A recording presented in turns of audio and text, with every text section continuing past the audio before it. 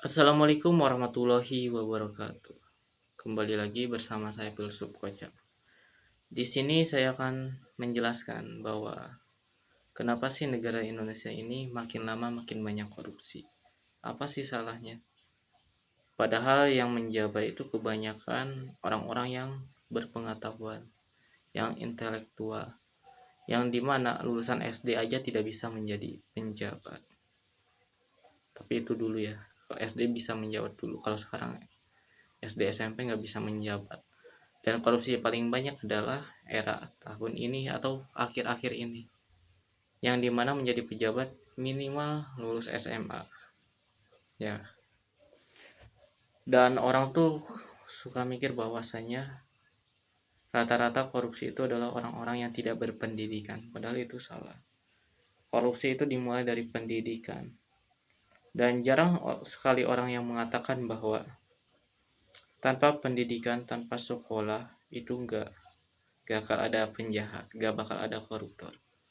Dan sering sekali membanggakan bahwa berkat ada guru, maka lahirlah polisi. Berkat ada guru, lahirlah tentara. Berkat ada guru, lahirlah pilot, dan lain-lain sebagainya yang menjadi orang hebat. Tetapi tidak ada yang memberikan sebuah klaim yang dimana berkat ada guru, ada koruptor. Berkat ada guru, ada mafia. Berkat ada guru, dan hal-hal yang negatif lainnya.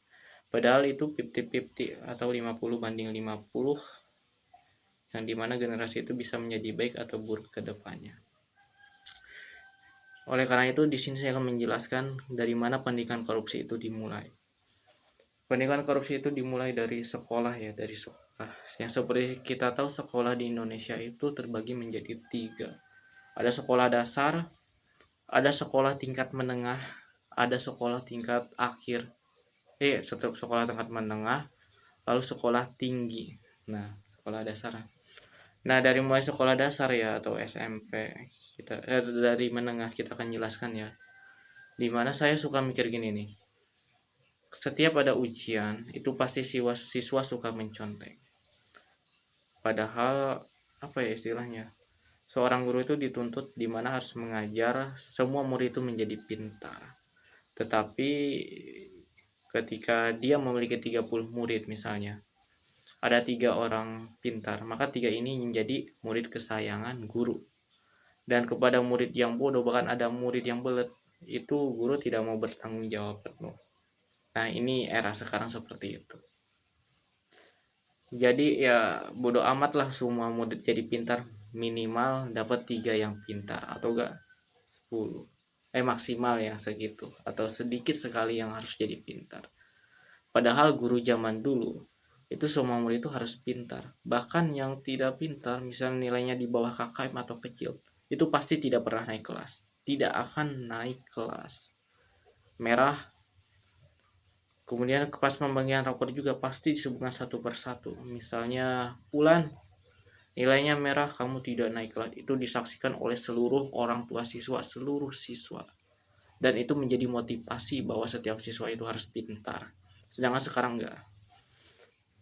Kenapa enggak? Karena saya sudah berpikir sejak kecil, pada saat saya mendapatkan ujian nilai 30, 40, kemudian remedial dan hasilnya gagal juga. Di rapor nilainya gede di atas KKM. Dan di sini saya juga mikir apa ya, yang lebih bodoh dari saya juga banyak tapi di atas KKM semua. Dan remedial juga ya pas-pasan, tapi kok bisa lulus loh. Nah, inilah jadi awal dari korupsi, pendidikan korupsi.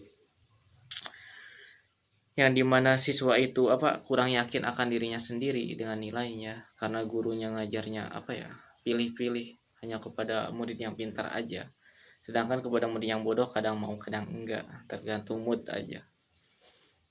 Dan yang pintar ya hasilnya memuaskan dan bahkan selalu lulus dan selalu dapat nilai di atas. Nah, murid-murid yang tidak percaya diri dan suka dapat nilai di bawah itu membuat dirinya ketika ujian mencontek. Perbuatan mencontek itu perbuatan yang tidak jujur. Korupsi juga sama, tidak jujur. Jadi ya itulah ketidakjujuran. Nah, ketika ujian tidak jujur, kemudian nilainya meskipun curang ya nilainya kecil juga, ada yang kayak gitu. Di remedial bukannya makin besar, mah sedang, pas-pasan. Ketika masuk rapor, nilainya dirubah lagi kata guru. Karena apa ya, kurikulum pendidikan sekarang tuh harus di atas KKM seluruh nilai itu supaya itu sebagai tanda bukti bahwa sebuah sekolah berhasil dalam mendidik siswa. Padahal nyatanya pendidikan zaman sekarang atau siswa zaman sekarang ketika ditanya ini itu kebanyakan nggak bisa jawab, nggak tahu. Terus apa saja pas belajar. Kemudian ada online. Nah, saya juga pernah loh meneliti satu sekolah atau satu kelas yang dimana kan masih sistem online ya. Sistem online kan dari corona. Nah, sejak corona tuh apa istilahnya kan harus pakai HP, ujian pakai HP. Ini pakai HP. Nah, ketika ujian searching Google, jadi di HP-nya tuh bisa tuh. Kan kalau ujian online bawa HP kan bisa ngertiin data. Lalu dimasukkan ke Google. Oh, ini jawabannya tinggal dipindahin-pindahin. Akhirnya dapat nilai gede-gede semua. Tapi nggak pernah dihafal soalnya tuh tentang apa, pengetahuannya tentang apa itu tidak. Nah, ketika ada kebijakan Kang Deddy Mulyadi yang mengatakan bahwa ujian itu kembali lagi ke kertas, para siswa kaget. Kagetnya kenapa? Kagetnya karena nggak bisa, apalagi pelajaran bahasa Inggris. Biasanya kalau ujian online bahasa Inggris itu kan bisa diterjemahan, ditranslate ya, langsung ada jawabannya. Tinggal ini. Sedangkan kan kalau seandainya offline harus nyari kamus, nyari kata-kata, disusun. Ini pada kaget. Dan hasil ketidakjujuran ini menghasilkan generasi yang tidak punya minat, bakat, dan tidak punya keahlian ataupun kompetensi apapun. Ini sangat disayangkan. Begitu juga gurunya. Nah, gurunya juga ketika melihat anaknya nilainya di bawah KKM misalnya, kemudian remedialnya hasilnya pas-pasan, tetapi disuruh oleh kepala sekolahnya di mana nilainya harus di atas KKM semua, agar sekolah ini dipandang bahwa berhasil mendidik siswa.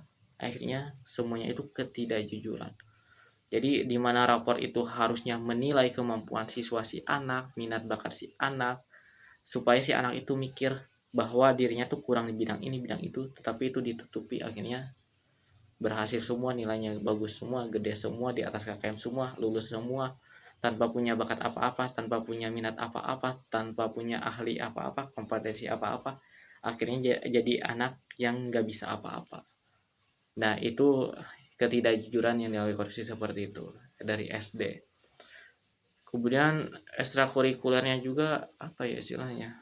Kalau dalam perbentukan proposal atau enggak acara di UKM, unit kegiatan mahasiswa atau apapun itu organisasi lah.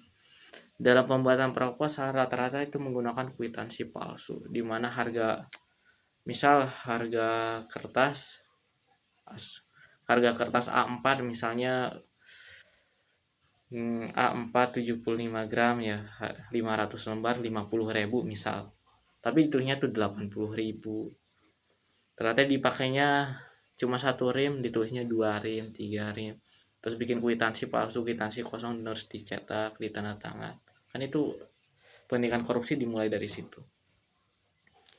Dan ketidakjujuran itu tidak berhenti di situ, bahkan ada juga yang di mana ya setiap mahasiswa baru atau setiap siswa baru pasti selalu dipalak oleh seniornya, dan ini sering terjadi di mana-mana, di sekolah mana-mana. Dan ini yang membentuk karakter seseorang itu korupsi. Nah, itu di dunia pendidikan ya, baik sekolah, kampus. Kalau kampus itu lebih banyak di proposalnya, LPJ-nya.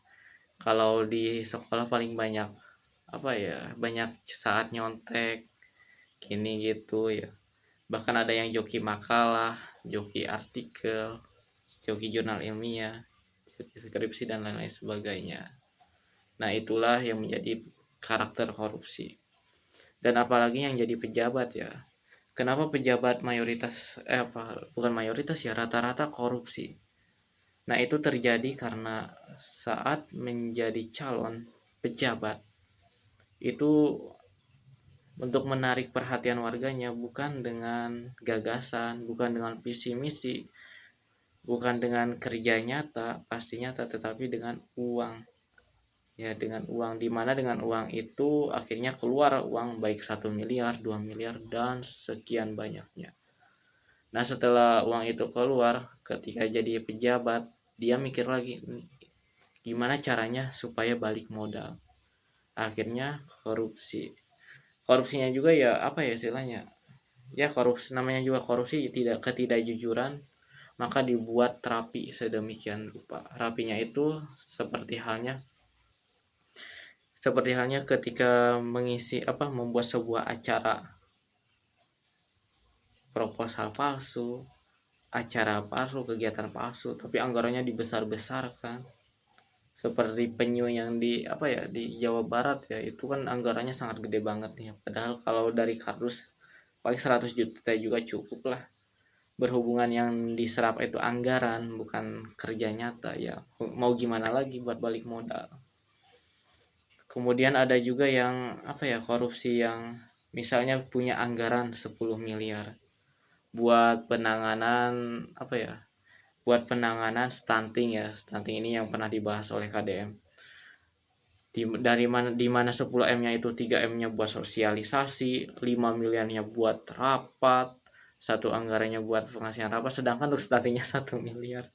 Ini sering terjadi. Jadi apa ya setiap acara itu yang diserap cuma anggarannya aja, bukan hasilnya ada buat masyarakat. Yang penting dapat kerang kantong. Karena itu jangan kebanyakan rapat, banyaklah kerja nyata di dunia nyata buat masyarakat. Karena kalau masyarakat sejahtera, maka negara juga sejahtera. Nah, seperti itu ya. Mungkin cukup sekian ya yang bisa saya sampaikan. Kurang lebihnya mohon maaf. Wassalamualaikum warahmatullahi wabarakatuh.